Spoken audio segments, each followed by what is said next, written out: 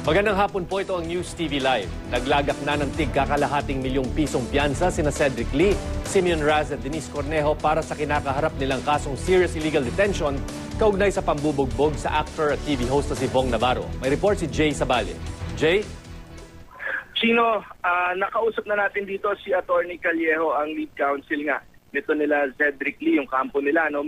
Pasado alauna ng hapon, kanina nang dumating siya dito sa Taguig RTC. Ayon sa panayam natin sa kanya, bago pa magtanghali, ay inayos na nila ang mga dokumento at requirements, pati na ang bayad. Dito naman sa may Pasig RTC na siyang nakakasakop din dito sa Taguig RTC. At matapos nga bayaran yon ay pumunta na sila rito upang hintayin naman ang release order. Alauna 50 naman nang dumating dito sa mismo RTC si Cedric Lee kasama si Jimmer Raz at nakatakda nga sila or kasalukuyan silang nasa taas o nandun sa may branch 271 kay Judge Paz Esperanza Cortez kung saan ginagawa nga itong proceedings para nga makapag-bail na at makaalis na sa kapagkakakulong itong mga akusado.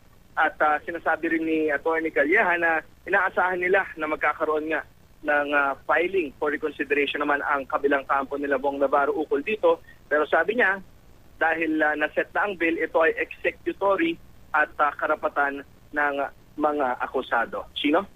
Maraming salamat, Jay Sabale.